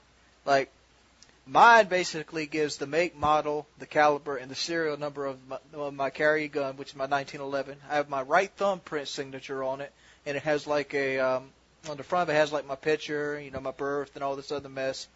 And it has a place. It has the Conway Police Department's number on it in case my card ever gets lost or stolen. Yeah. That is a lot different than North Carolina. Yeah, mine just has my information. There's no picture, there's a thumbprint, and it's laminated. And I can carry any gun. I mean, here's the way the law is written. I can literally take my AR-15, strap it on my back, hold an MP5 in my hand, put on army fatigues with face paint, and walk into Walmart, and that's perfectly legal. Wait, MP5 is full auto, isn't it? Doesn't matter. I've got the licensing. Oh, do you have a full auto license? Yeah, yeah. Oh, okay. See, in South Carolina, it's a lot different. See, we can conceal carry. We can't open carry unless it's our own property or a private residence. Like if I go into a gun store and they know me by name, I can open carry there. But if I go to Walmart, I can't open carry in Walmart. But I can conceal carry in Walmart because they don't have like the conceal carry no signs on the front of the door. Generally, places like that will have like no guns allowed, round posted big old square box on the front of the door. Yeah. And we're allowed to have them loaded in the chamber. We can have them in the truck at all times, loaded with the chamber. Whatever you want to do. That's just the South Carolina law. I guess it changes state to state. Mine doesn't work in South Carolina. Go ahead, Brittany. I'm sorry. Do you guys all live in the South? I'm in Georgia, Wings is South Carolina, and Woody's North Carolina. So we got our little corner of the eastern seaboard taken up. Okay. That's going to say it's a lot different up here. You don't really find people carrying guns up here. So where are you? What state are you in? I live in Seattle, Washington. At baseball games when they do the national anthem, do they not play it on a banjo? No. Because that's how it is here. Really? No.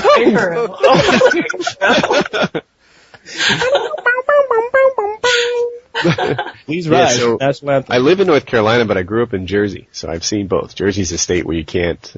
You have to be somebody special to get a license to carry there. Oh. Officer of the court or law enforcement. All you need $80 in 8 hours. If you can prove that you're being chased, like if you're a good scenario would be like a woman who's broken up and her husband's stalking her or something like that, then you can Your mic fucked up. Sometimes get a kick. I bet you Woody's mic's fucking up. It's going to be the biggest laughs of the podcast. Yeah. All right, I want to. Woody, are you there? Is your mic working now? Mm-hmm. Okay, good deal. All right, I wanted to get this out there. All right, this is a story. This happened in Philadelphia. These two guys were hanging out at the Phillies game. 21-year-old Matthew Clemens is the guy's name, and apparently him and his buddy were basically spitting and cursing at people at the Phillies game. They were drunk as shit, obviously, and they're just like spitting on random people and cursing at them.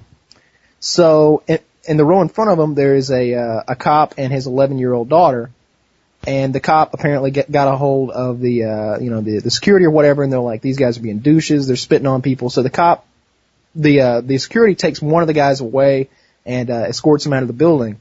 In response, 21-year-old Matthew Clemens projectile vomits on the cop and his 11-year-old daughter on purpose. Captain Michael said, quote, "It was the most vile, disgusting thing I've ever seen in my entire life." Based off the picture that accompanied this article, I think Captain Michael's represented on his ass, too. Did he get hurt? Is the vomit guy, like, broken nosed or something? His eye looks like Rocky Balboa got a hold of him. I saw one story where this woman was being raped, and two guys like saw the thing in progress, so they pulled him off of her, and then they detained him until the police were able to show up. And then you saw a picture, and oh my god, he had two black eyes, a broken nose, a cut on his forehead. They detained the crap out of him while the police were coming. It was inspiring to see. Yeah, a similar story is, I remember one time, this was like not too long after 9/11, and most people probably won't remember this little story because it kind of got swept under the rug, and God knows what happened to this guy. This guy stood up in the middle of a flight, and it was an Arabic guy, and he tried to open the door. He tried to open the door mid-flight and depressurize the cabin. And this wasn't just a crazy, this was someone who was like trying to take the plane down. And that's what it said in the article. It was like, Mohammed Jafar IV of Saudi Arabia was detained by passengers. They detained the shit out of this guy. They were like getting some revenge for 9/11. They beat the fuck out of this dude.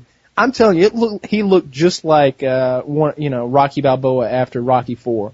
They messed him up. It was good shit. I was like, man, I wish I was on that plane. Y'all talk about detaining and all. This makes me go back to the guns thing, because it's another gun law in South Carolina. Like, if somebody robs your house and you don't shoot him, but you detain him, like with the pistol, like say you come up, you pull the gun, he's got a knife or something, you're not allowed to do that. Yeah, you got to shoot him in self-defense. That's the legal thing. Yeah, if you don't shoot the guy, you go to jail. So get this. North Carolina is kind of funny in this way. If the guy's in your house, then it has to be a self-defense situation. Like, if he's in your house stealing your toaster and headed toward the door, or even not headed toward the door, just headed toward the living room, that's not a cause for shooting the guy. However, if he's in the process of entering your house, like let's say he's pounding on the door or breaking a window, open fire. You're good to go. So his presence in your house isn't a threatening matter, and you don't feel you can't fear for your life, but him wanting to come in is. Exactly. Here's how I've always looked at this, and what I'm about to say may be played in court one day by the prosecution.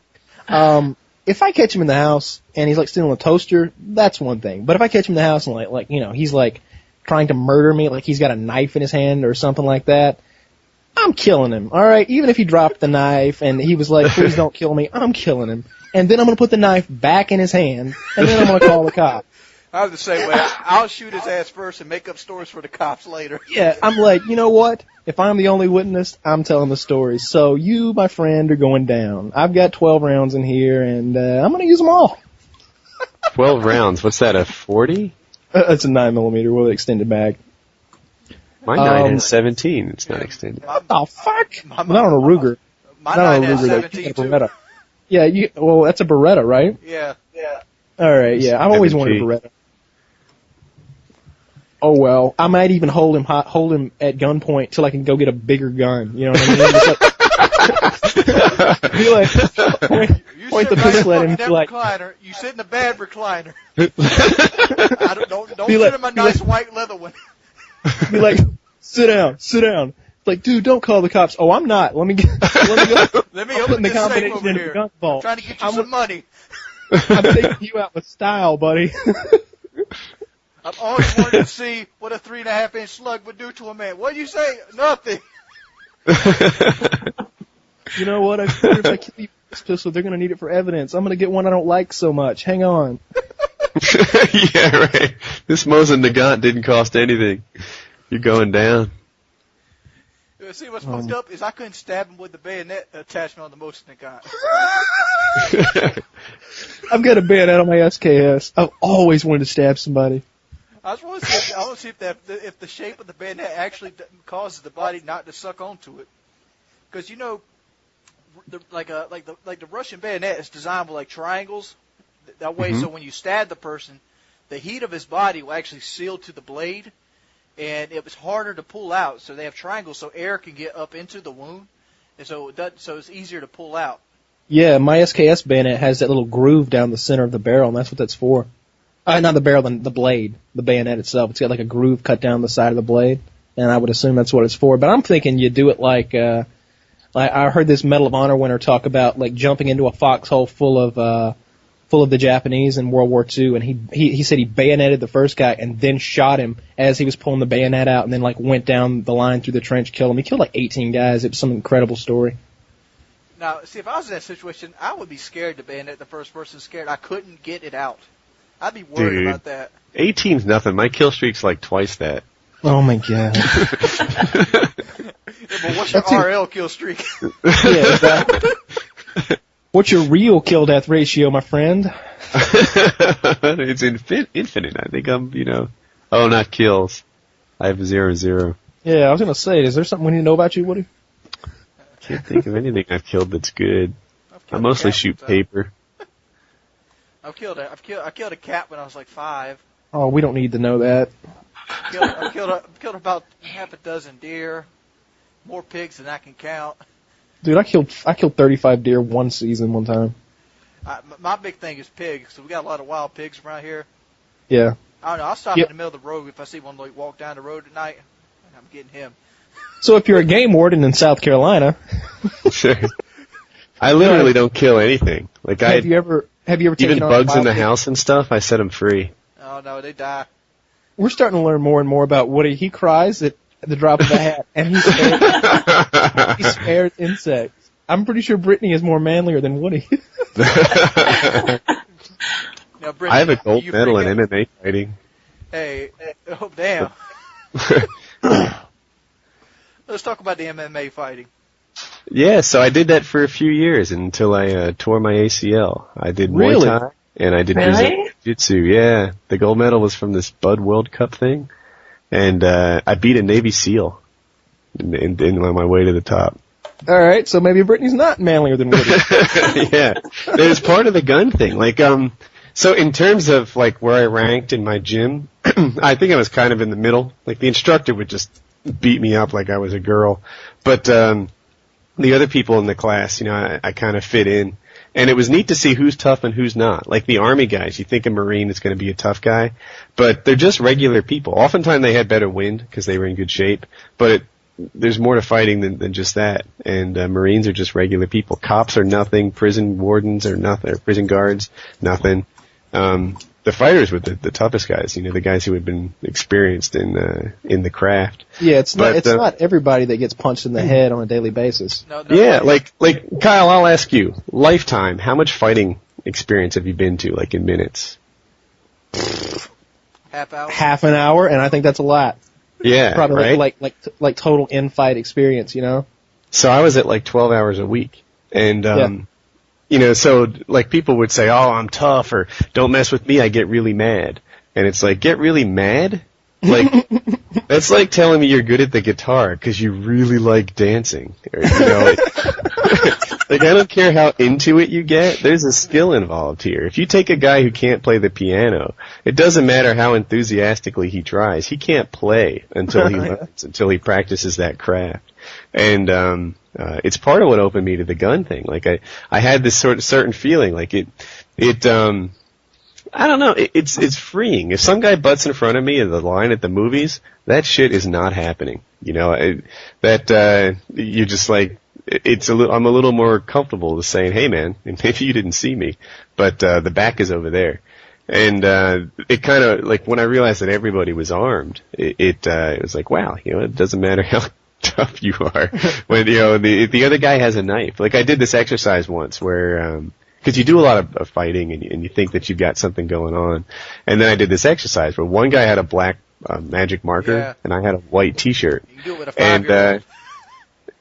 It's like, go try and beat that guy up. And I assure you, it doesn't matter how, you know, badass you think you are, you're gonna have a black stripe on that t-shirt. You know, he's gonna get a cut off on you. Well, see, you just need to watch more Buffy the Vampire Slayer, because I see her take swords and shit away from people all the time. Yeah, and then they yell cut.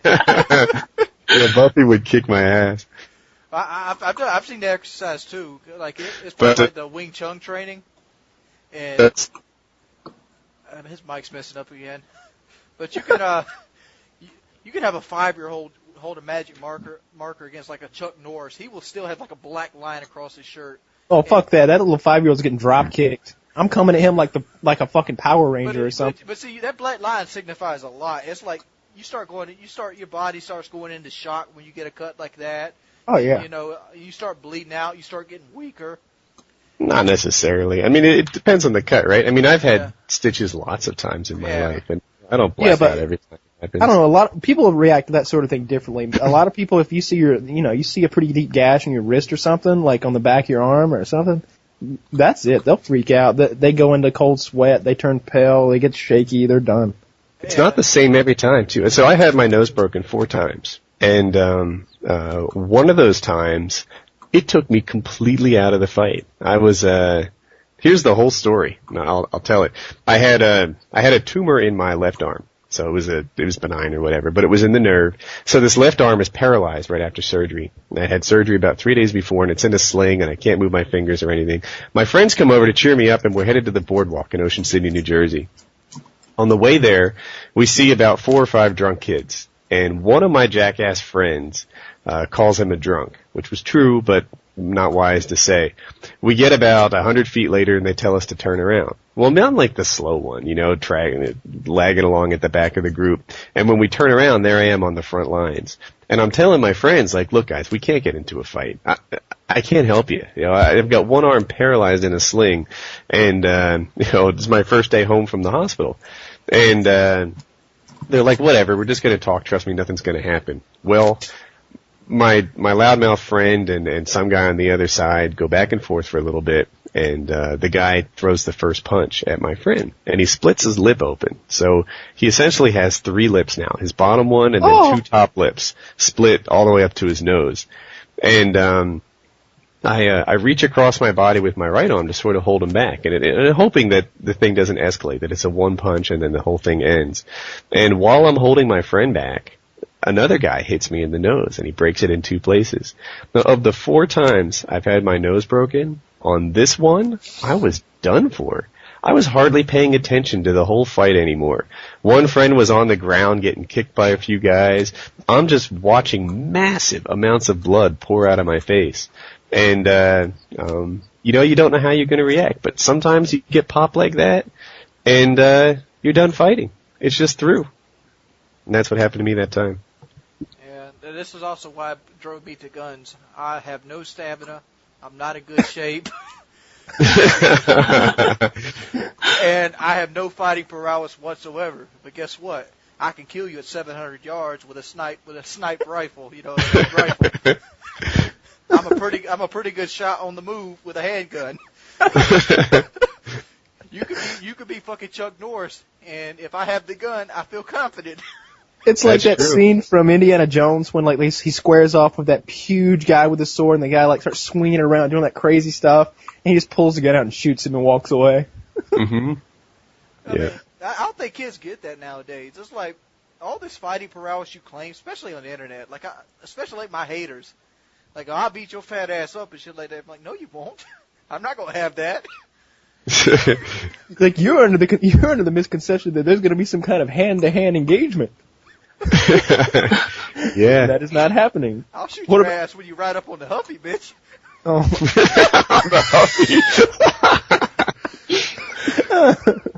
What about you, Brittany? You're named after one of the Power Rangers. Do you have any super fighting abilities? No. I think the only actual fist fight I ever got into was with my brother, and we actually threw punches at each other, and that was it. So how old were you, and what were the ages? Probably 10 or 11, something like that. He's a year younger than me, so we were young. I don't even know what we were fighting about, but he said something really rude to me, and then we just started throwing punches at each other. I got a question for you, Brittany. Uh-huh. Why do girls always go for the slap in the hair pool? I don't know, because we hit each other, close fist hit each other, and I think if I were to ever get into a fight, I wouldn't slap somebody. I asked my sister that before. I would hit him, close fist hit him.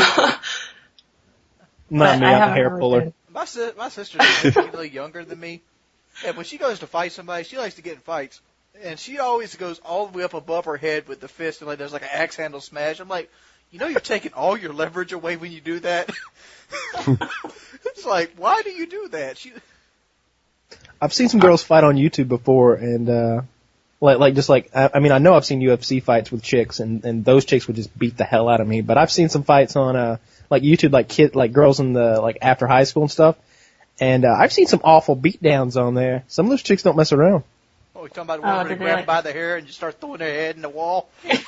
Yeah, stuff like that. Afterwards, one chick is beaten and bloody, and the other one's just dancing and stuff. I always loved the post-fight celebrations.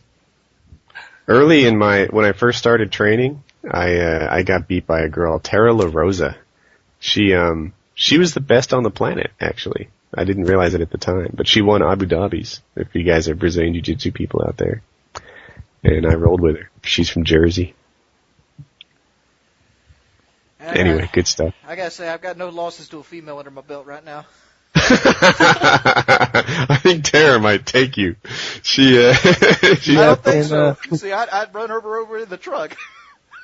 Yeah, in my in all my fights with girls, I think I'm 5-0. I think now. So, See, so I'm undefeated. It was funny. Fight, so I know I can't fight. So I'll find some way to get around the fight, or I'll just cheat. I was stronger than her, like a good bit stronger than her, but she kept catching me in the transitions, you know? She'd like roll me on the side, and in my head, like as you transition from one spot to the other, that was kind of like you land and see where you are and react, but not her. She saw it coming and lay on a choke or something. What were the rules? Like, was there no way you could just like grab her?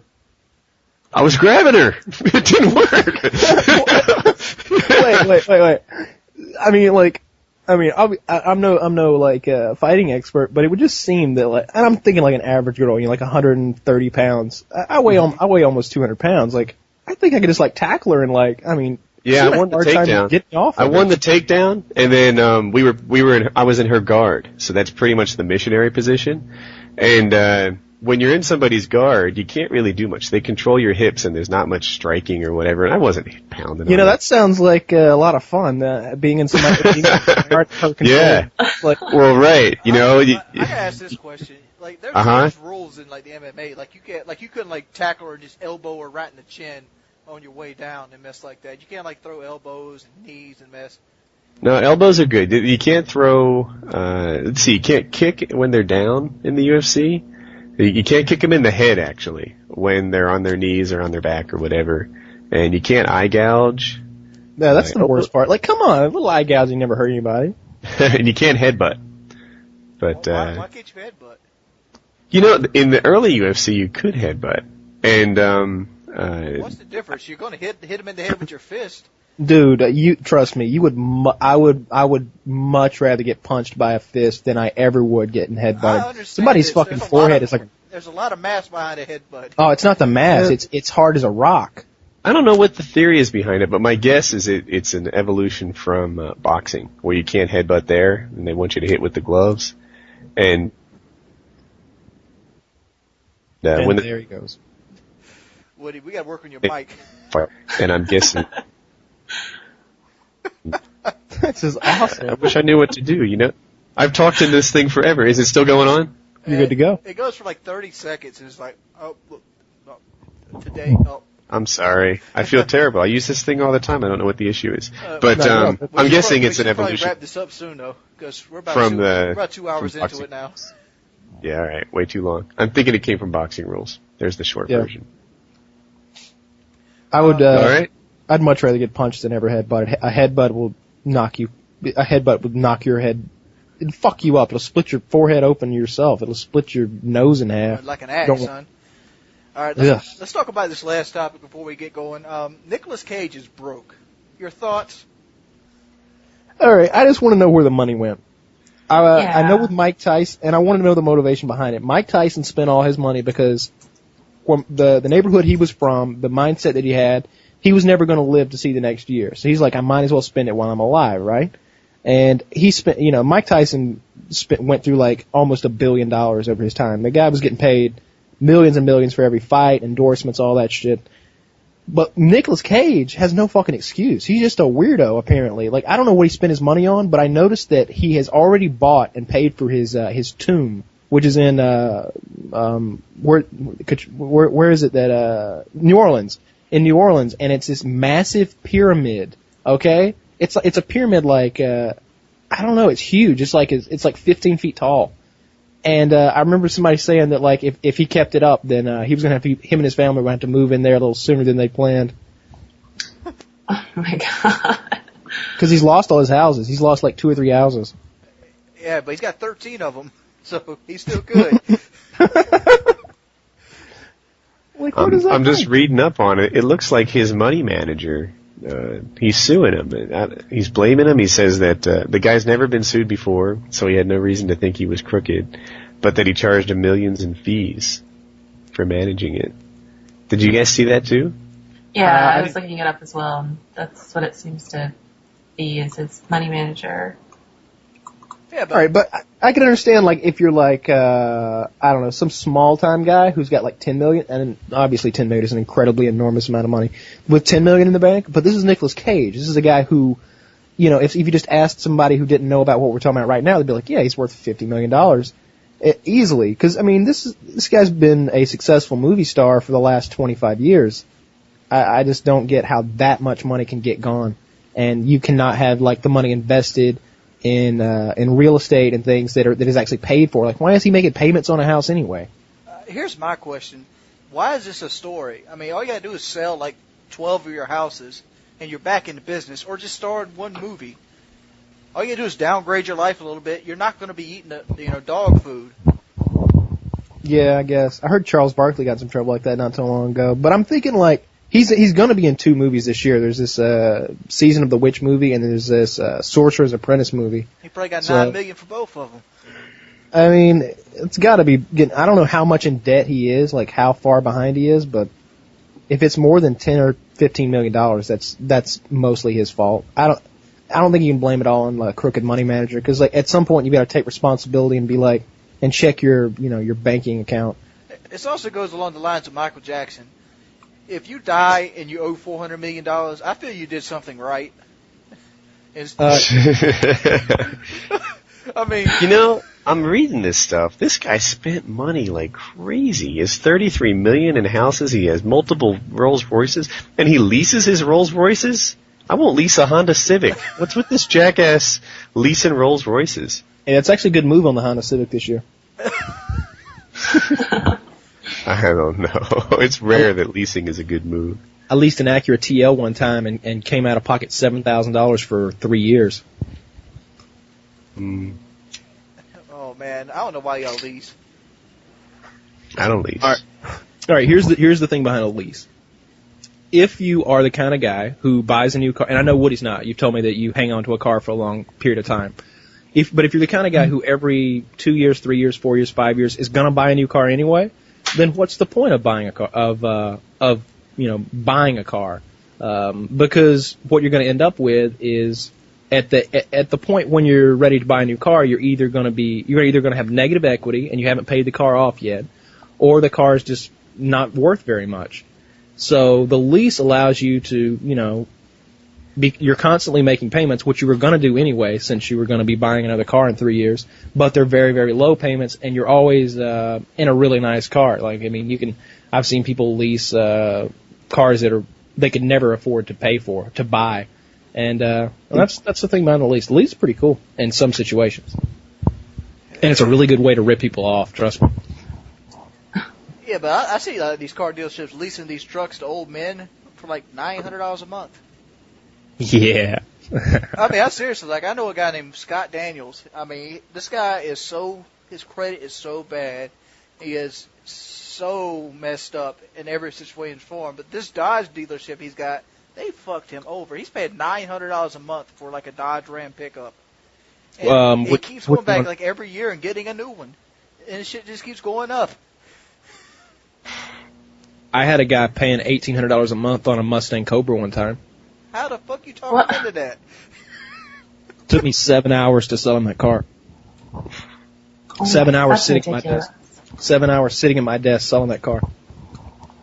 I went through every kind of salesman tactic you can imagine. Everything from like the women he could get, and he's married. I'm like, just think about the chicks you could get with this car, man. This is a nice car, and just the collectible value of it. 7 hours to sell him that car, $1,800 a month for the next 6 years. The collectible value of a brand new car? It was actually a used car. It was a used Mustang Cobra with only 14,000 miles, mint condition. How did he manage $1,800 a month though? He did really well. He owned his own business, so he had the cash. He just didn't really have great credit. And I had a Russian boss, and he just kept coming. I kept going to him. I'm like, he said he'll do this. He's like, no, not doing that. No, you tell him he pays the price or nothing at all. And the price was like $34,000, and we paid $26,000 for the car. No, we paid $24,000 for the car. We sold it for $34,000. That's right, because I made $10,000 on that deal. owned. You want to talk about owning somebody? Owned. As he was driving down the parking lot, I was doing a dance. I shit you not. I did dance. That's a chopper gutter, baby. Hell yeah. For those of you in Call of Duty land, I just spawn raped him for 7 hours. I mean, before you should go, you should tell the lariat story again. The what now? The lariat story, where the guy, you sold a base lariat for like... Oh my god. Alright, so my buddy, what was his name? Travis. Travis had been selling cars for all of 2 months. But I had taken him under my wing and I had taught him a lot of shit, and he was getting pretty good. This guy comes in, and we worked in Alpharetta, Georgia, which is the richest neighborhood in all of Atlanta. The average combined income is like $130,000, which, if that's an average, that's incredibly high. So these are rich people we're selling cars to. He brings the guy in, and he did it by accident, I think, but instead of selling the guy a fully equipped four-door Lariat, he sold him a base model F-150, an F-150 XLT. And he had all the stuff that would normally be on a Lariat added aftermarket. And on each aftermarket item, he sold it for 400% of what it's actually worth. So, you want a sunroof, sir? Okay. $2,000. Cost us $600. You want a navigational system? Sure, sir. $2,000. Cost us $800. You want aluminum wheels? Sure, sir. $5,000. Cost us $1,800. Fucked him up. $12,000 deal. $12,000 of profit, of which he got 20%. $2,400 in my buddy's pocket. It's a good day at work. It is a good day at work. I sold a Ford GT one time, which is like the Ford supercar, and that was a $5,000 flat. Yeah. How much is a Ford GT? We sold the guy $150,000. I don't know what the sticker said. It doesn't matter what the sticker says because we had the only one in the Southeast. Cars That's like what you that. need, Kyle. Kyle, you need yourself a Ford GT. I've driven it before. The thing's nice. That thing is amazing. It's a race car. Yeah, it makes you wonder. It makes me wonder what my engine and my truck could do if they put it in a little sports car like that. Because they have the 5.4 Triton and the Ford GT supercharged. Yeah. And that's just that's the standard F-150 engine. Well, they put aluminum heads on it. Oh, wow, that's going to increase the performance extreme. And it's supercharged, and I mean I think it's 500 or 550 horsepower. I had varying literature. One thing said 5, one said 550. I'm not exactly sure, but it's a beast. But that's based off the weight of the vehicle. I mean, well, I think we actually that car. I think we actually took it somewhere and had the actual horsepower to the wheels tested, and it was something over 500. I want to say because we actually put that on the car as an advertising tool. You know what always bothered me about the Ford GT is you could go pay $60,000 for a Z06 and blow it away. Oh, it does. I've seen it. It blows the GT away. But as far as handling, I think the Ford GT is more comfortable and does bumps better. But the 427 that the Z06 has just destroys the 5.4. Yeah, but that was before that Z06 came out. Yeah, probably most likely. Yeah, it was. This has been 2005. That was 2005. All right, I guess we're going to wrap this up. Any last remarks? No. Billie Jean is not my lover. Wow, Woody, you get some high notes there. Yeah, thanks. I got a gift. Pinkranger, you want to add anything? You want any shout-outs or anything? No, I'm good. You say hi to your mom? Oh, my mom doesn't know I do this kind of stuff, so I'm good. I'm good. Oh, I would add this before we leave. I discovered the other day that the Yellow Ranger died in a car wreck. Well, our thoughts and prayers go out to you, Yellow Ranger. All right. Family. This has been Painkiller already. Leave your comments, feedback, and all-time subscribe. It's your boy Wings of Redemption, and I'm